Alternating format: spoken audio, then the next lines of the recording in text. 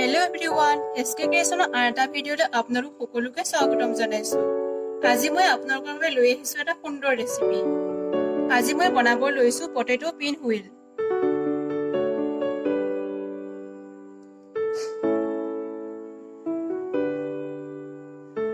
ইয়াৰ কাৰণে মই 200 গ্ৰাম ময়দা লৈছো। ইয়াতে মই 1/2 টেবুল চামুচ নিমখ দিছো, 1/2 টেবুল চামুচ চেনি দিছো, 2 টেবুল চামুচ ৰিফাইন তেল দিছো,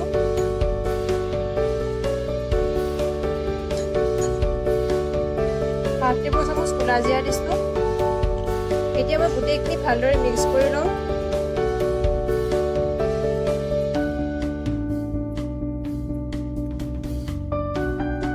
এতিয়া অলপ অলপকৈ কুহুমীয়া পানী দি এনেদৰে মঠি লম।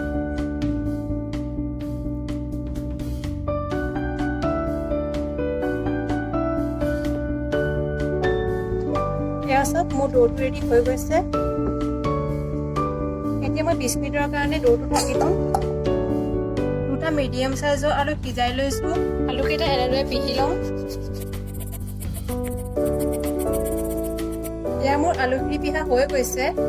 এতিয়া মই ইয়াতে 1/2 টেবুল চামুচ জলকীয়া গুড়ি, 1/2 টেবুল চামুচ জিৰা গুড়ি, 1/2 টেবুল চামুচ জালুকৰ গুড়ি, 1/2 টেবুল চামুচ হালধি গুড়ি, 1/2 টেবুল চামুচ গৰম মছলা, 1/2 টেবুল চামুচ নিমখ আৰু অকণমান মিহি মিহিকৈ কুটি থোৱা নৰসিংহৰ পাত দি দিছো। এতিয়া মই এইখিনি ভালদৰে মিক্স কৰি লম।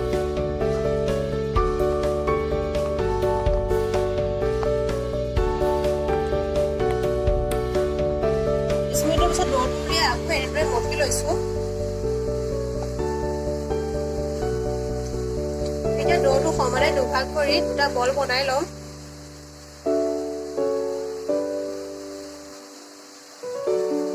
এতিয়া বলবোৰ অকণমান ময়দা ছটিয়াই ৰুটিখন এনেদৰে বেলি লম।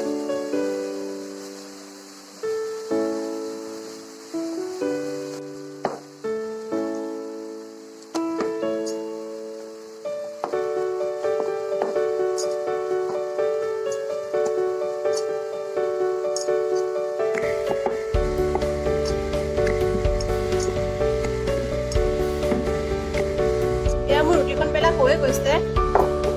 এতিয়া বনাই থোৱা আলুৰ পেষ্টটো গোটেই ৰুটিখনতে ভালদৰে সানি ল'ম।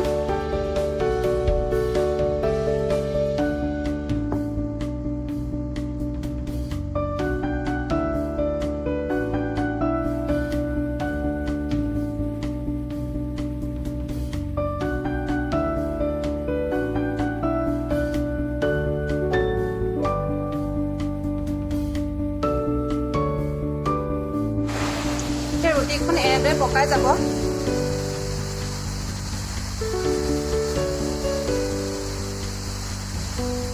ৰোলটো এনেদৰে সৰু সৰুকৈ কাটি ল'ব।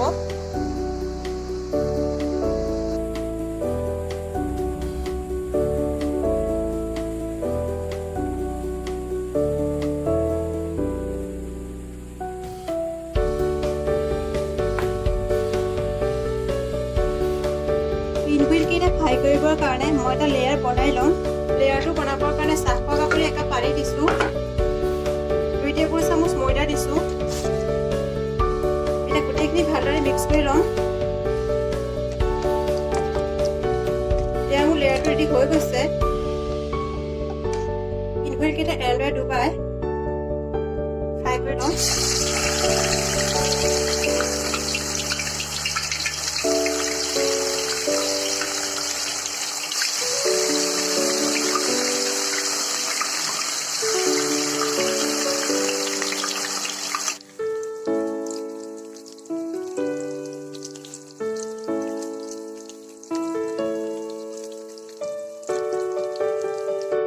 মোৰ পিনহুইলকেইটা ৰেডি হৈ গৈছে। এতিয়া মই নমাই লৈছো।